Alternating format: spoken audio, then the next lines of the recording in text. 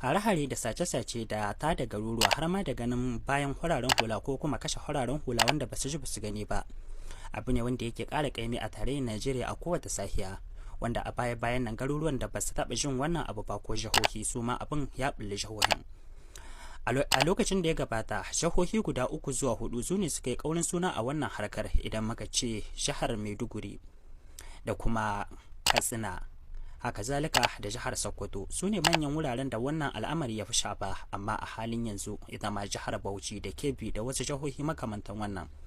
har-hare na kungiyoyi masu dauke da makamai cincin ya fara sanyawa al'umma suna cikin zaman ɗarɗar, wanda wannan shine abin da yasa ake gani tarayyar Najeriya take ganin cewa aiki da jami'an tsaron Niger zai ba su babbar dama wajen ganin sun dakile kungiyoyi masu dauke da makamai ko barazana na su kungiyoyi masu dauke da makamai wanda suke fakewa ko shigowa kasar ta wannan fanni. Kamar yadda suka bayyana dai aiki da tawagogi ko aminan kasashe wanda suke makwataka babban nasara ce wadda take ba jami'an tsaro nasara, kuma take hana ma kungiyoyi masu dauke da makamai shige da fice a iyakokin kasar. Babbar dama ce wadda take ba jami'an tsaro bin kungiyoyi masu dauke da makamai ko mahara damar bin su koda kuwa sun tsallaka wata kasa, idan ya kasance babu kyakkyawar alaka ko fahimtar juna tsakanin bangarorin guda biyu. Duk lokacin da kungiyoyin suka shiga wata kasa, to jami'an tsaro sai dai su kyale su, amma aiki a tare zai bada damar yakar su kuma a fatattake su yadda ya kamata. Idan dai har batun gaske haka yake, to abu ne mai muhimmanci, babu wanda zai ki haka, amma jami'an tsaro ko mahukuntan CNSP na kasar jamhuriyar Niger suna kallon wannan kalamai yayi gabas manufar kuma ta yamma. A yanda aka bayyana dai kalaman abu ne masu muhimmanci kuma kudiri ne wanda kowa zai kaunace shi, sai dai kuma jami'an tsaron ko mahukuntan na CNSP na kasar jamhuriyar Niger sun fahimci abin ba haka ba, ko kuma a lokuta da dama ana fuskantar barazana na husuma tsakanin jami'an tsaron da suke kula da iyakokin kasashen guda biyu, wanda a baya-bayan na 'yan watannin da suka gabata bangarorin guda biyu sun samu wata husuma mai karfin gaske wadda kaɗan ya hana a buɗe wuta tsakanin bangarorin guda biyu. A yanda muka samu labarin dai jami'an tsaron Niger sun bi wasu kungiyoyi masu dauke da makamai inda suka ketara kasar tarayyar Najeriya, sai dai jami'an tsaron da suka biyo su sun tsallaka tarayyar Najeriya inda aka bayyana ba cikin sani ba. Duk da cewa sun tsallaka ba cikin sani ba kuma sun taka doka, amma sun bayyana fushinsu da fusatar su yanda mahukunta ko jami'an tsaron iyakar tarayyar Najeriya ba su mai da hankalinsa kan kungiyoyin masu dauke da makamai ba, inda suka dakatar ko kuma da martani ga jami'an tsaron da suka biyo kungiyoyin masu dauke da makamai maimakon mai da hankali kan kungiyoyin masu dauke da makamai. Wannan shine babban abin da ya ƙara lalata al'amari ko kuma ya ƙara sa tsamin dangantaka tsakanin jami'an tsaron da suke kula da iyakokin ƙasashen guda biyu a kololuwa, kuma rikici na diplomasiya tsakanin manyan sojoji da kuma shugabannin ƙasashen guda biyu wutar tana ci gaba da ruruwa. Wannan shine babban abin da ya sanya ake ganin abu ne mawuyaci jami'an tsaron CNSP a wannan lokaci su ba da fuska ko kuma yarda kai tsaye ga mahukuntan tarayyar Najeriya, musamman ma yanda suke kallon kasar a matsayin wata babbar barazana wadda aka so a yi amfani da ita domin rikita ko kuma lalata kasar jamhuriyar Niger kawai dan an yi canjin mulki ko kuma canjin gwamnati. Ba abu bane mai sauki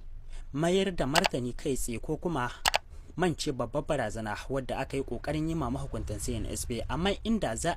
inda batun za a dauke shi da muhimmanci kuma a yi shi bisa tsari na gaskiya, abu ne mai sauki wanda kasashen za su iya mancewa da wannan al'amari. Amma mawuyacin abin inda yake samu asali shine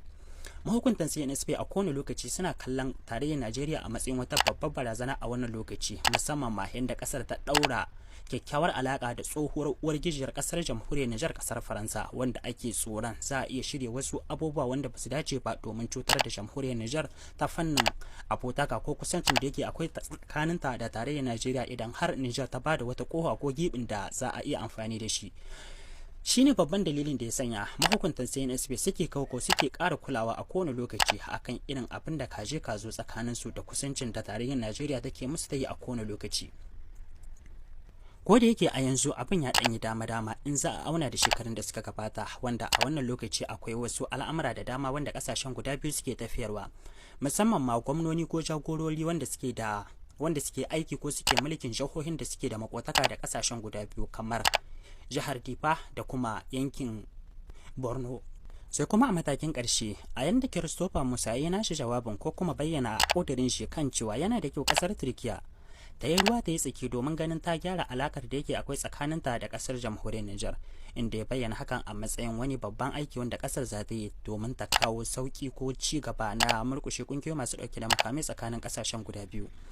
Ya bayyana cewa kasar Turki a wannan lokaci tana daga cikin kasashen da suke da kyakkyawar dangantaka tsakaninta da jamhuriyar Nijar, kuma wannan dangantaka za ta iya bata damar shiga tsakani ko kuma yi ma jamhuriyar Nijar bayani na manufar da yake akwai a tattare da tarayyar Najeriya da kuma manufarta akan Nijar. Ba za a ce zai yiwu ba ko kuma ba zai yiwu ba, lokaci ne kawai zai yanke haka, amma a batu na gaskiya mawuyacin abu ne mahukuntan CNSP su ci gaba da bada wata kyakkyawar dama ga jamhuriyar wato ga tarayyar Najeriya, duba da irin abubuwan da suka faru a lokacin da ya gabata. Amma za mu ci gaba da zuba ido mu ga wani irin abu ne zai yiwu. Babu wani abu wanda ba zai yiwuwa ba a siyasar duniya ko kuma a dangantaka irin ta makotaka da 'yan uwanci.